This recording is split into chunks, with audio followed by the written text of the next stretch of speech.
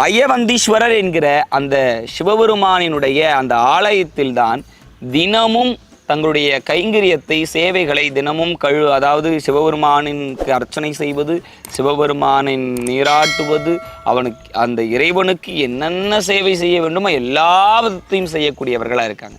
சரி, இப்படியே செஞ்சுட்டு இருக்கக்கூடிய கணவன் மனைவி இவங்கெல்லாம் செய்யக்கூடியவங்களாம் செஞ்சுட்டு இருக்கிறாங்க.